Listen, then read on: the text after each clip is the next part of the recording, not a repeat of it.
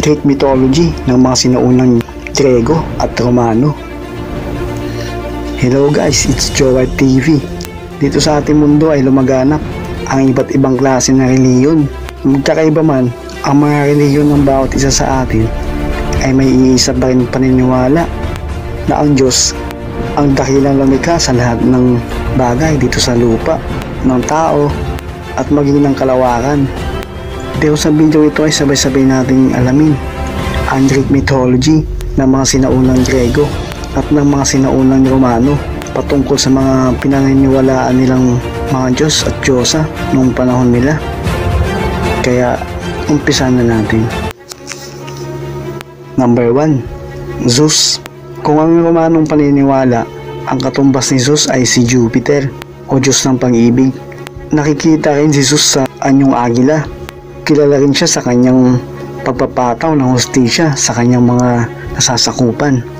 Ngunit sa kabila nito, maaari din naman siyang maging napakalupit na uri ng Diyos. Pero para naman sa mga sinaunang Grego, si Zeus ay ang bunsong anak ng mga Titan na si Kronos at Leia. Naiwasan ni Zeus na lunukin ang sarili niyang ama upang ito ay makaiwas na palitan sa kanyang trono.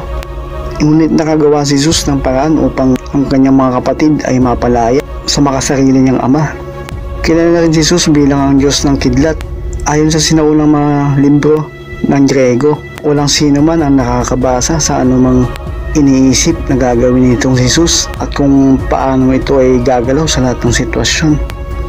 Pangalawa, Hera. Si Hera, kung isasalin sa paniniwala ng Romano, ay pinangalanang bilang si Juno. Si Juno o Hera ay ang asawa ni Zeus. Kilala si Hera dahil sa kanyang pagiging selosa at dala ng labis itong pagiging selosa, at dahil na rin sa kataksilan ng kanyang kapareha na si Zeus ay nagbago ang ugali nito. Naging salbahe at naging malupit at talaga namang nangingibabaw sa lahat ang kanyang pagsiselos.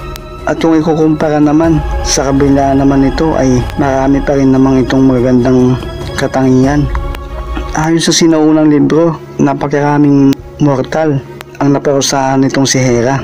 Kaya masasabing isa siya sa mga Diyosang iniiwasang hindi dapat ginagalit. Si Hera ay tinuturing na Diyosa ng mga kababaihan, Diyosa ng kasal, at reyna ng mga Diyos ng mga sinaunang mga Grego. Pangatlo, Poseidon. Sa mga Romano naman ay kilala si Poseidon bilang Neptune. Siya ay tinuturing na Diyos ng karagatan ng mga sinaunang tao. Kung sa kapangyarihan naman ang pag-uusapan ay pumapangalawa si Poseidon kay Zeus sa lakas ng kapangyarihan. Isa sa paniniwala ng mga sinaunang Grego na sa tuwing ang dagat ay tila ba nagagalit. Ito ay sa kadahilanan daw na itong si Poseidon ay ginagalit ng mga tao. Kaya ito ay tila ba nagwawala. Bukod sa pagiging Diyos ng karagatan, kinikilala rin si Poseidon bilang Diyos ng lindol, ng bagyo at ng mga kabayo. Bukod sa pagiging Diyos ng karagatan, kinikilala rin si Poseidon bilang Diyos ng lindol at bagyo. Isa si Poseidon sa may pinakamaikling pasensya na uri ng Diyos. Sa paniniwalang Grego naman ay hindi dapat siya ginagalit dahil ito ay talaga namang matindi magpataw ng kaparusahan. Pang-apat, Hades. Si Hades ayon sa mga Romano, ang katumbas naman ni Hades ay si Pluto. Ang pangatlo naman kung pag-uusapan ay lakas ng kapangyarihan pagkatapos ni Zeus at Poseidon. Si Hades ang namamala sa kailaliman kung saan napupunta ang mga pumapanaw. Ang kanyang may bahay na si Arsiphone ay kanyang napangasawa ng kanya itong lokohin at pakainin niya ito ng prutas na siyang nagdala sa kanya sa kailaliman upang dito ay pansamantala siyang manirahan. Si Hades ay kinikilalang Diyos ng impyerno at Diyos ng yaman. Dahil sa kailaliman ng kalupaan, nakikita dito ang pinakamahal at pinakamagagarang uri ng mga bato. Panglima, si Athena. Katumbas naman na pangalan ni Athena para sa mga Romano ay si Minerva. Ang totoong pangalan nito ni Athena ay Pallas Athena. Kinikilalang siya ay Diyosa ng digmaan at Diyosa ng katalinuhan. Diyosa ng dahilan at pagiging puro. Itong Diyosang ito ay laging nakasuot ng baluting pandigma. Ito ay dahil sa ang Diyosang ito kapag may digmaan, siya lagi ang nilalapitan. Bantog si Athena sa pagkaklaro nito ng napakagaling na estratehiya sa bawat labanan na kanyang pinupuntahan. Siya ay tinuturing na pinakapaboritong anak ni Zeus. Siya rin ang nilalapitan at nagsisilbing Diyosa ng mga mananahi at nagbuborda at maging ang mga manunulat ng mga tula. Pang-anim si Apollo. Siya ay anak ni Zeus at Leto na siya namang kambal ni Artemis. Siya ay tinuturing na Diyos ng mga sinaunang Grego na may kinalaman naman sa katotohanan at kaliwanagan. Siya rin ang Diyos ng musika, ng tula, ng sining, ng mga namamana, salot, medisina, at kaalaman. Ayon sa paglalarawan sa kanya ng mga sinaunang libro, itong si Apollo ay tila ba walang balbas at nababanahag ang kakisigan at kabataan sa kanyang itsura. Isa rin siya sa mga patron ng mga oracle o yung mga sinaunang tao o tila ba mala Nostradamus na nakakakita ng mangyayari sa hinaharap. Pang-pito si Artemis. Ang katumbas naman na pangalan ni Artemis sa Romano ay Diana. Si Artemis ay kambal ni Apollo. Ayon sa paglalarawan, itong si Artemis ay napakaganda at talaga namang napakagaling na mamana. Siya ay madalas na ihalin tulad kay Athena. Siya ay isa sa masasabing matuwid at talaga namang nais ang mga bagay ay nasa tama. Ngunit ng panahon ng digmaan ng Trojan ay humingi ito ng mga tao bilang maging sakripisyo. Dahil sa digmaang naganap, siya ang nagsisilbing patron o Diyos ng mga ngaso at tinatawag naman nila upang makapinsala ng marami. Pangwalo, si Aphrodite. Katumbas ng Diyosang si Aphrodite sa mga Romano ay si Venus. Siya ay ang naituring na Diyosa ng pag-ibig, kagandahan at ng romansa. Ngunit ganun pa man, siya ay pinagmulan ng digmaan ng Trojan. Sinasabi sa mga unang libro, ang kagandahan nitong si Aphrodite ay walang katumbas. Siya ang may bahay ni Hephaestus. Isinilarawan ang kanyang mister bilang isang depormadong nilalang na hindi nakapaglalakad.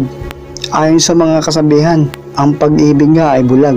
Dahil siya nga ang tinuturing na Diyosa ng pag-ibig, ay madami rin naman itong kalalakihang mortal at immortal na kanya rin namang minamahal. Si Aphrodite din ang tinuturing na Diyosa ng pagkababae. Siya rin ang anak ni Zeus at Dion.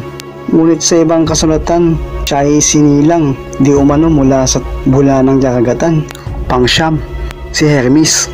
Si Hermes naman ay katumbas ng Mercury sa Romanong paniniwala.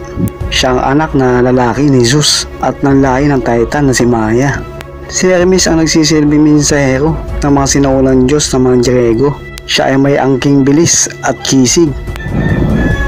At siya ang tinuturing na Diyos ng mga mangangalakal.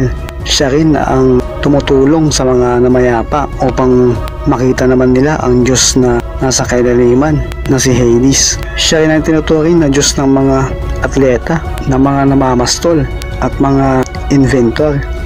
Pang-sampo si Ares. Si Ares ay isinilarawan bilang pilyong uri naman na Diyos. Ang katumbas naman ni Ares sa mga sinuunang Romano ay si Mars. Siya ay nakilala bilang isa sa pinakamalupit na Diyos ng mga sinuunang mga Grego. Kaya siya ay binansagang Diyos ng digmaan.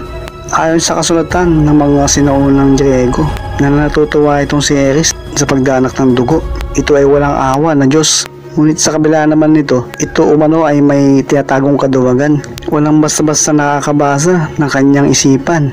Nakilala rin si Ares dahil isa ito sa nagmamahal kay Aphrodite. At siya ay tinuturing na Swahil na anak ni Zeus at ang Diyosang si Hera.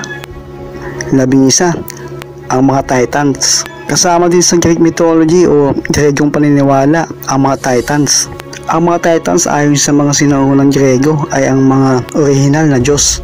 Sila ang tinuturing na mga anak ng langit at kalupaan. Sila ang magulang ng mga Olympian gods. Tinalo sila ni Zeus upang makuha ang kontrol sa buong kalawakan.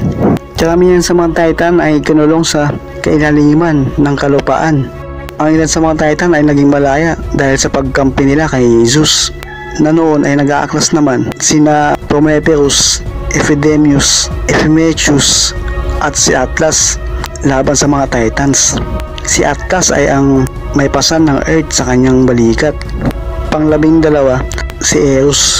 Ang katumbas sa pangalan nito sa mga Romano ay si Cupid o Cupido, kilala bilang may gamit ng pana ng pag-ibig. Siya ang anak na lalaki ni Aphrodite. Kung sino ang mapapana ni Cupido ay walang makapipigil sa pagmamahal na nararamdaman ng mga ito. Ito ay ang naging dahilan ng pag-uumpisa ng digmaan sa Trojan. Ito ay dahil iniutos ni Aphrodite na kanyang ina sa kanya upang mapaibig ang prinsipe ng Trojan na si Paris, na asawa naman ni Menelaus na hari ng Spartan. Kadalasan, ang Cupido ay may piring sa mata, kaya nagsimula naman ang kasabihan na bulagang pag-ibig. So guys, it's Jowar TV.